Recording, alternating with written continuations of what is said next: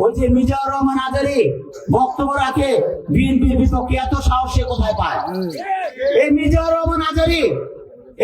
রহমান আজারীর জন্য সারা বাংলাদেশে মানুষ কাঁদছে না?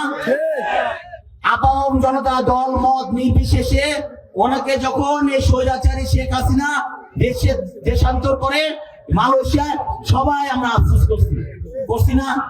জামাতকে যখন ওই যে 28 অক্টোবর পল্টনে একে পিঠে মারছে, আমরা আফসোস করি নাই? আমরা একসাথে কাজ করি নাই?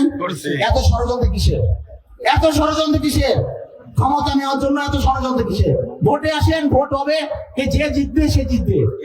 ভোটে আসেন, ওনার দুঃখ প্রকাশ করতে হবে, কারণ উনি একটা মাথায় টুপি লাগায়া এই যে দল মত নির্বিশেষে সারা মানুষকে ভালোবাসার আল্লাহর নাম বলে ভালোবাসা অন্তরে জামাতের পক্ষে কথা বলে। আপনি এই জামাতের পক্ষে কথা বন্ধ করেন, নাহলে এই দেশের মানুষ যেভাবে আপনার এই যে মাহফিল করে, মাহফিলে কিন্তু আপনি আস্তে আস্তে শিকার হবেন এই মুসলিম লীগের কারণে। কারণ এই মুসলিম লীগ কিন্তু বিএনপিকে পছন্দ করে, এই মুসলিম লীগ কিন্তু অন্য সংগঠনকে পছন্দ করে, কিন্তু আল্লাহর নামে স্লোগান দিয়ে ধর্মের কথা বলে মাথায় টুপি লাগিয়ে পাঞ্জাবি পরে বিএনপিকে বকবেন না আপনি, তাহলে কিন্তু হ্যাস্ত শিকার হবেন। আবার যে কোনো মুহূর্তে কিন্তু আপনি দেশান্তর হতে পারেন। সুতরাং সাবধান হয়ে। প্রিয় ভাইয়েরা, আমি বলেছিলাম যে এক দল খেয়ে গিয়েছে আর এক দল খাওয়ার জন্য রেডি হয়ে আছে। তো কোনো দল এটা নিয়ে কোনো কথা বলল না, আপনারা এটাকে নিজের গায়ে যে মাখালেন, এটা ঠিক হয়নি।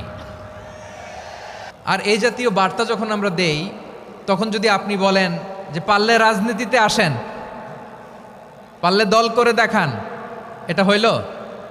তো যশোরের প্রোগ্রামের এক ভিডিওর পেছনে আমাদের কিছু দিনী ভাইরা 6 বছর আগের এক অডিও ব্যাকগ্রাউন্ডে জুড়ে দিয়ে বিভ্রান্তি ছড়ানোর জন্য সোশ্যাল মিডিয়াতে ছড়িয়ে দিয়েছে। তো তাদের প্রতিও আমাদের কোনো রাগ নাই, ক্ষোভ নাই, তারা হয়তো দিনই তাকাদা থেকেই করেছে। বিশাল মাঠ, আমি তো বাংলাদেশের অলমোস্ট অধিকাংশ জেলায় গিয়েছি, এই এমসি কলেজের ময়দানের মতো মাঠ আমার চোখে আর পড়ে নাই বাংলাদেশ।